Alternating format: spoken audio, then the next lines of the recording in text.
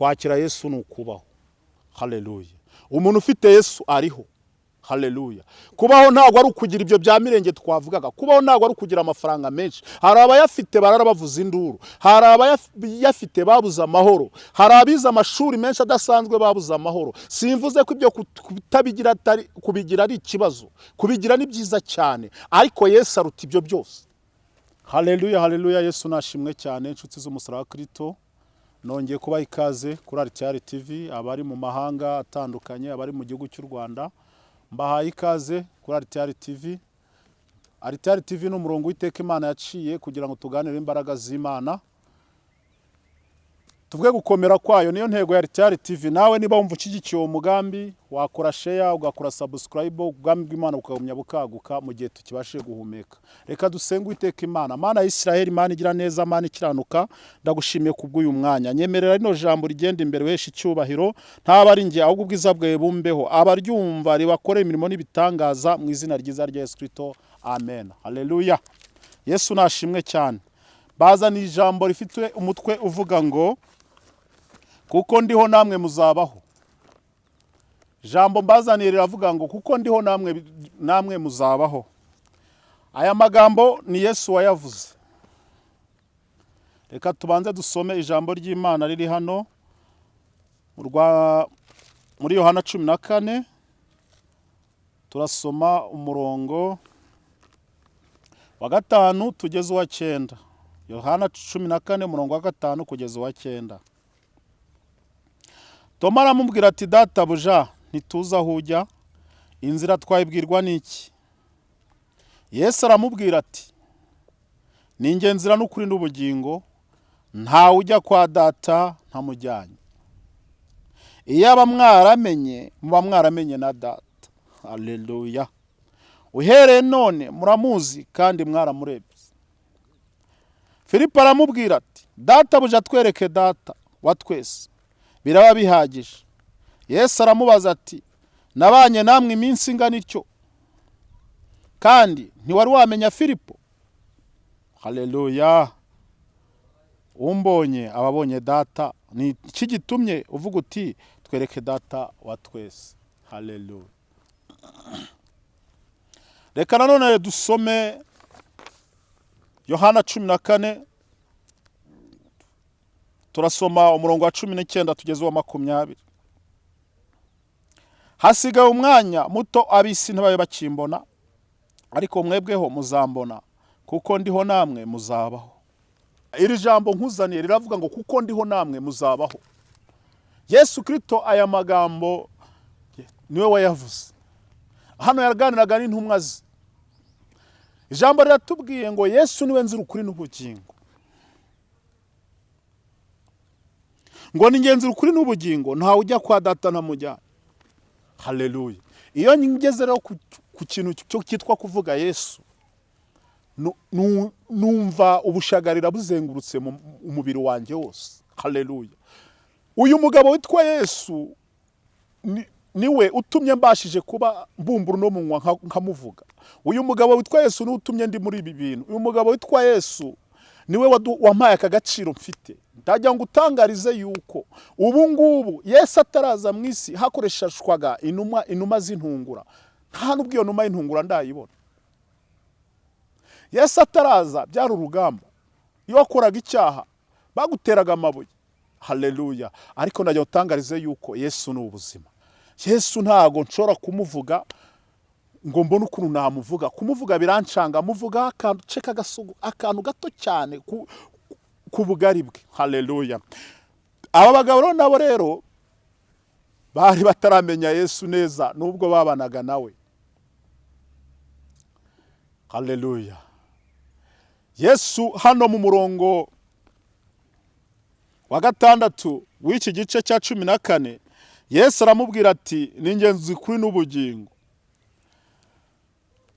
Yesu asubiza Toma iki gisubizo. Toma yaramubaje ati, databuja, ntituzi aho ujya, n'inzira twayibwirwa n'iki? Haleluya. Urumva ko Toma yarabanye na Yesu igihe kinini, ariko nubwo barabanye nawe igihe kinini bagenana nawe, ntago bari bazi inzira, ntago bari bazi ibyo barimo, ntago bari bazi icyerekezo barimo. Yesu barabanaga ariko bari bataramumenya neza. Nibyo nashaka kubwira uyu mugabo, ntago wamumenya ngo umurangize, nta nubwo navuga ngo umurangize, ariko Toma yagiye mugiriweho ubuntu, agira ubwenge bwo kubaza, arangije Yesu nawe amucira bugufi aramusubiza. Yahise amusubiza ati rero ni ngenzi rukuri n'ubugingo. Nkuzana ijambo nkubwira ngo aho waba uri hose, ubundi butumwa bwose waba ubwirwa, izindi nkuru zose waba ubwirwa z'ubuzima, ahandi hose waba uri gushakira icyerekezo, ahandi hose waba uri gushakira ubuzima, tekinike yose waba uri gukora, ndagira nkubwire ngo Yesu niwe nzira ukuri n'ubugingo. Nta kindi kintu na kimwe ubasha kubona wasimbuza Yesu. Nta n'urundi rufatiro rundi ubasha kubona wafatiraho rurenze Yesu. Yesu niwe nzira ukuri n'ubugingo. Ahangaha rero Toma yarakomeje, Yesu aramwibwira. Yesu arongeye ku murongo wa 7 aramubwira ati iyaba mwaramenye muba mwaramenye na data, uhereye none muramuzi kandi mwaramurebye. Haleluya. Bishatse kuvuga ngo Yesu niwe byose. Yesu ni Imana. Yesu ni data wa twese. Haleluya. Aha Yesu yabisobanuye neza cyane, rero abibwira Toma, aramubwira ati kuba ngiye mwarambonye mwabonye Imana. Ndakwifuriza kubona Imana uherereye hose. Ndakwifurije nkwatuye amagambo nkubwira ngo ubone Imana. Haleluya. Uhure na Yesu. Haleluya. Yesu muhure muri iki gitondo. Yesu yageze ku buzima bw'umuntu iyo wahuye na Yesu. Haleluya. Iyo wahuye na Yesu imiryango uvukamo irabimenya. Iyo wahuye na Yesu inshuti zirabimenya. Yesu ntago ari ukuvuga ngo wenda ngo arakuzanira, ushobora ngo arazana ama etage gusa, nawe uvuga ngo arazana amamodoka gusa, byose arabishoboye. Ariko byonyine kuba ugihumeka, kuba ugenda bikemera, kuba udacitse amaguru, kuba utari sehashika, ni ikintu kigaragaza yuko ari ikintu kiremereye ku buzima bwawe. Iyo wahuye na Yesu rero ukaba umufite uri muzima, ukaba uri mufite utari muri sehashika, ukaba umufite ni ikintu ugomba gushimira. Haleluya. Ugomba gushima. Haleluya. Yesu ashoboye kuzana mu mamodoka n'ibiki byose, ariko byonyine kuba ugihumeka unafite Yesu, noneho umufite uri umukire, ubabonye Imana. Iyo wabonye Imana bitabasha guhinduka kugenda biragenda. Iyo wabonye Imana ibitakundaga birakunda. Haleluya. Aha rero Yesu yararimo yibwira Filipo, arongera aramubwira, turasimbutse none gatoya. Yesu yaramubwiye ngo hasigaye, yabwiye izo ntumwa yaganiraga nazo, azibwira ngo hasigaye umwanya muto, ab'isi ntibabe bakimbona, ariko mwebweho muzambona, kuko ndiho namwe muzabaho. Ijambo nakuzaniye uyu munsi riravuga ngo kuko ndiho namwe muzabaho. Kwakira Yesu ni ubuzima. Kwakira Yesu ni ukubaho. Haleluya. Umuntu ufite Yesu ariho. Haleluya. Kubaho ntago ari ukugira ibyo bya mirenge twavugaga. Kubaho ntago ari ukugira amafaranga menshi. Hari abayafite barara bavuza induru, hari abayafite babuza amahoro, hari abiza amashuri menshi adasanzwe babuza amahoro. Simvuze ko ibyo kutabigira kubigira ari ikibazo, kubigira ni byiza cyane, ariko Yesu aruta ibyo byose. Haleluya. Kandi ibyo byose Yesu afite ubushobozi bwo kubiguha. Ariko ikintu cy'agaciro ndagira ngo utangarize, umuntu uriho nyakubaho n'ufite Yesu. Umuntu ufite ubuzima nyabuzima n'ufite Yesu. Umuntu ufite ubuzima bw'agaciro n'ufite Yesu. Umuntu ufite ikintu kidasanzwe n'ufite Yesu. Haleluya. Uwo muntu afite Imana. Muri Yesu ngo niwe nzira ukuri n'ubugingo. Tugeze no tuganye no kubyijuru, nta ubasha kugera mu ijuru atanyuze kuri Yesu. Nta ubasha kugera mu ijuru adafite Yesu. Haleluya. Ese nkwibutse ufite Yesu? Haleluya. Haleluya. Haleluya. Izi ntumwa bwo zaganaga na Yesu zari zaragira ubuntu, ariko ndagira ngo ngutangarize yuko natwe tugihumeka. Yesu yaravuze ngo nzabasigira umufasha w'umwuka wera. Numara kwakira umwuka wera, Yesu uramubona. Haleluya. Umwuka wera agenda guhuza na Yesu. Umwuka wera agenda guhishura imbaraga za Yesu. Umwuka wera agenda guhishurira ubushobozi bwa Yesu. Yesu mbwirana iki? Nakubwiye ngo Yesu ni ubuzima. uti Yesu uvuga baramuvuze mbere yawe uri mu biki? Ndagira nkubwire yuko iyo wamaze kumwakira uba wakira ubuzima. Mu buzima bwanjye nanjye mfite ndi igihe cyanjye cyo kuvuga Yesu. Ndagira nkubwire ngo wirambirwa Yesu, wirambirwa kuko niwe buzima. Ibyo byose urimo wirukankaho arabifite. Wamaze kumwakira ukanabigira ni byiza cyane. Haleluya, haleluya. Ariko byose arabifite. Uyu mugabo iyo mugezeho rero ntago namuvuga ngo murangize. Ni umugabo w'amateka cyane. Ariko nakubwiraga ngo Yesu niwe buzima. Ubuzima butavangiye ni Yesu. Ubuzima butazagira iherezo ni Yesu. Ijambo ryanatubwiye ngo nyuma y'ubuzima hari ubundi. Haleluya. Uyu Yesu ni icyamamare, isi yose iramuvuga. Uyu Yesu amateka ye ntago azarangira. Uyu Yesu nagira ngo usubiremo ngo ni ubuzima. Ubuzima ni ikintu cyo kwiratwa. Ubuzima ni ikintu cy'agaciro. Ubuzima ni ikintu kitagurwa amafaranga. Ubuzima ni ikintu utagereranya n'ikindi. Ibintu bibaho byose byubakiye kuba ufite ubuzima. Ndagira nkubwire ngo rero Yesu niwe buzima butavangiye. Yesu niwe buzima budasaza. Yumubonye ngo wabonye data. Haleluya. Ufite Yesu ufite byose. Ufite Yesu ubonye ufite Imana. Ufite Yesu ubonye Yesu ubonye Imana. Uhuye na Yesu ubuhuye n'Imana. Haleluya. Ese iri zina Yesu ntago rye ryakurambira. Iri zina Yesu ngiye nabonye akamaro kari. Mfite ubuhamya. Munsi umwe nzabategura ubuhamya. Iri zina Yesu iyo uryitabaje ukarambika ikiganza ku barwayi indwara zirakira. Iri zina Yesu iyo urikoresheje rikurimo. Haleluya. Pana Yesu kugendagendaho inyuma. Pana Yesu wakayunguruzo usize inyuma. Iyo Yesu mufite mu mutima waramwakire, waramubonye neza, warahuye nawe. Iyo urambitse ikiganza ku barwayi ibintu birakoreka. Iryo ni isezerano nasize atuhaye. Yaduhaye isezerano atubwira ngo muzakora ibitangaza ndetse birenze n'ibi ngibi. Igihe kimwe umuntu wari uremaye waraheze ku muryango arangije arasaba abagabo arabasaba. Arabatumbira Petero na Yohana arabasabiriza. Barangije baramubwira ngo icyo dufite turakigwa mu izina rya Yesu Kristo wa Nazareti ngo haguruka ugende. Ngubwo ubuzima bwo kugira Yesu. Haleluya. Igihe Yesu yarara ahantu mu kivunge, umurwayi ngo wari umaze igihe kinini cyane ajya mu mihango, arangije amukoraho. Haleluya. Amukora ku mwenda. Yesu arakebuka aravuga ati ninde unkozeho? Aramureba. Uwo mwanya ahita akira. Haleluya.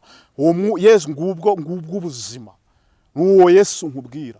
Iyo Yesu yageze ku burwayi uko bwameze kose burakira. Yesu yageze ku kibazo cy'intambara uko cyakimeze kose kirakemuka. Umurwayi waramukoze ro kumucundura, Yesu yarakebutse gatoya gusa. Haleluya. Ndakwifurije ngo Yesu akebuke ku buzima bwawe. Yesu akebuke ku burwayi bwawe.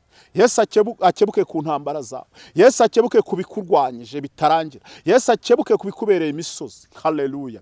Yesu yarakebutse gusa uyu mwana w'umukobwa cyangwa tumwita umubyeyi akimara kumukoraho imihango yaramaranye imyaka yaranze gukira yahise ikira. Ikirema cyahise gihaguruka. Petero na Yohana bavuze bati haguruka mu izina rya Yesu Kristo. Nanjye icyo mfite ndakiguhaye. Ndakubwiye ngo haguruka mu izina rya Yesu Kristo. Wakire Yesu ndimo. Wakire Yesu wampamagaye. Wakire Yesu uri mumbwira nkubwira no magambo. Haleluya. Ndakubwira ngo Yesu ni ubuzima. Yesu ni ubuzima. Ufite Yesu ababonye Imana. Ntago wahura n'Imana ngo igusige uko waruri. Haleluya. Haleluya. Wimurambirwa.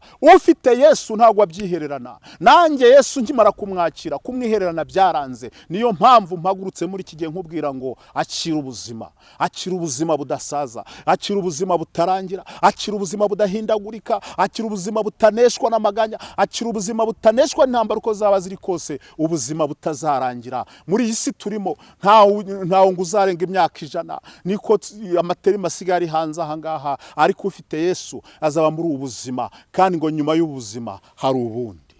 Akira ubuzima budashira.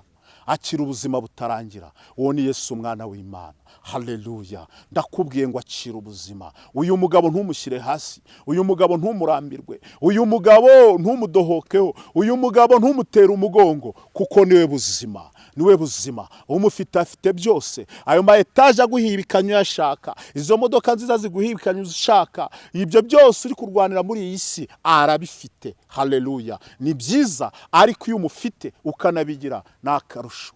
Haleluya. Nibwo buzima. Umwami Imana twishimire. Nakubwiraga kubw'uyu mugabo, uyu mugabo tuzajya duhora tumuvugaho, ariko mpuramuvugaho agace gatoya kuko umwanya ni mutoya. Uwamuvuga ntago yamurangiza. I Burayi barimo baramuvuga, abambanjirize baramuvuze, n'abazakurikiraho bazamuvuga. Ariko nagiye ngutangarize yuko mu gihe cyanjye nguhishure rino banga nkubwira ngo Yesu niwe buzima budashira, Yesu niwe buzima butarangira. Haleluya. Umufite afite byose. Umwami Imana bishimiraho muri hose. Ndabakunda, mwakire Yesu ko ariwe buzima. Umufite abafite byose. We warutekeneye kubaho, we wumvaga ubuzima burangiye, we wumvaga bicitse, we wumvaga nta cyerekezo, we wumva gupfuye birangiye, niba wakira uno mugabo ukaba umufite, ntugipfuye. Ufite Yesu ntago agipfuye. Haleluya. Reka dusenga Imana. Mana isumba byose, Mana yo kubahwa, herekeza ijambo, wihesha icyubahiro, ntaba ari nge, ahubwo izina rye nirihabwe icyubahiro. Mu izina rya Yesu Kristo, nsenge abari bafite ubuzima bumva birangiye, abari bapfuye, abazumva rino jambo, uzagira kwizera. Uwiteka Nyiringabo Imana akumva iri jambo, akumva riramufashije. Ndakwinginze Uwiteka Nyiringabo Imana, ukorera igitangaza muri iri jambo, kubwo kwizera kwe ahaguruke nk'uko Petero na Yohana babwiye ikiremwa ngo haguruka. Haleluya. Kigahaguruka. Mu izina rya Yesu ndakwinginze, uzumvira ijambo, uburema bwose yari afite buzahite buva ku buzima bwe, mu izina rya Yesu Kristo. Amen. Uwiteka Imana abaha umugisha, ndabakunda. Shalom. Naho ubutaha mwari kumwe na Reverend Pastor Nsago ya Mieri. Shalom.